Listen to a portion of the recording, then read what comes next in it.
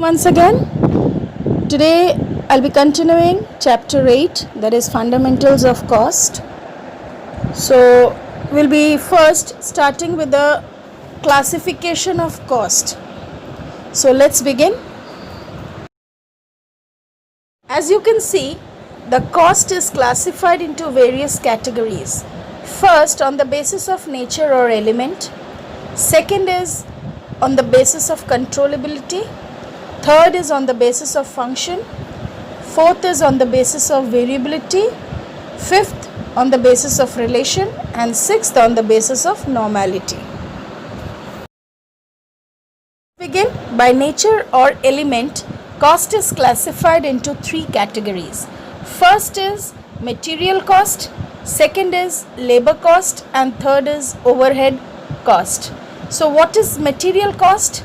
The cost of materials used for the manufacture of a product or order. Example, cloth for making a dress. Next is labor cost. Expenditure borne by employers in order to employ workers. Example, remuneration, bonus, training, perquisites, etc. Overhead expenses other than material and labor comes under your overhead cost. By controllability, controllable cost and uncontrollable cost. What is controllable cost? Cost which can be influenced by the action of specified member of an undertaking. The specific member can control the cost associated with the activity allocated to him. Uncontrollable cost. Cost which cannot be influenced by the action of a specified member of an undertaking. Example, cost of the administration department allocated to production division who cannot control administrative cost.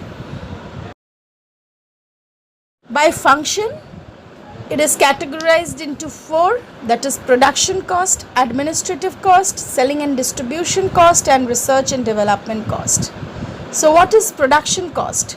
Cost incurred for the sequence of operation which begins with supplying material, labor, overheads and ends with primary packing of the product. Administrative cost, the cost of formulating the policy, directing the organization and controlling the operations of the undertaking. Selling and distribution cost, the cost seeking to create and stimulate demand and of securing orders as well as cost of distribution. Research and development cost, the cost of researching for new or improved products, new application of material or improved methods or techniques. Next, category of cost by relation. First is direct cost and the second is indirect cost. Expenses which are directly traceable to product. Example, material and direct labor. Those who are directly engaged in the production process. Indirect cost, expenses which are not traceable to the product. Example, administrative cost, selling and distribution cost, which comes after production. By normality, normal cost and abnormal cost. Normal cost normally incurred at a given level of output, and abnormal cost not normally incurred at the given level of output, like the breakdown of machine, fire, or any kind of uncertain happening which has happened, like theft and all. So they come under your abnormal cost.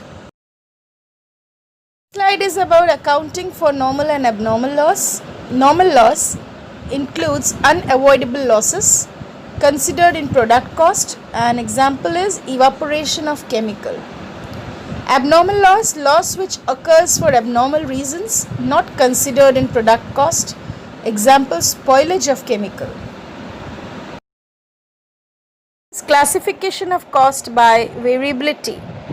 It is variable cost, fixed cost, semi-variable cost and step cost. So in the last class we have already discussed about fixed and variable cost. So we come to variable cost. These costs tends to vary with the volume of output. As I have already told you in the last class, any increase in the volume of production results in an increase in the variable cost and vice versa. Example, cost of material, cost of labor. So here you can see the graph, it is in the upward trend. That means with the output the cost varies, that is variable cost. Is fixed cost. The graph you can see, it is a straight line, that is, it is a stabilized, it shows a stabilized position. The cost which does not vary but remain constant within a given period of time and range of activity in spite of the fluctuation in production. Example, rent, insurance of factory buildings, etc. remain the same for different levels of production.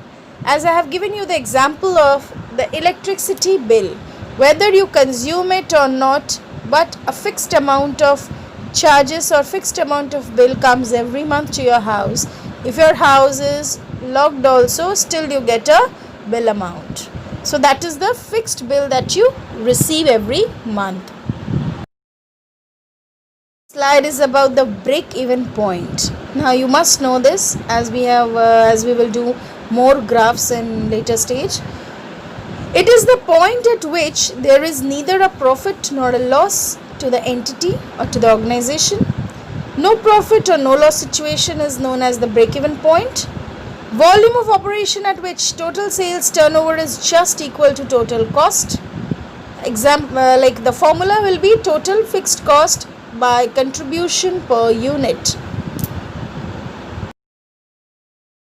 Please go through the chapter and read whatever I have taught you today. Thank you and have a nice day ahead.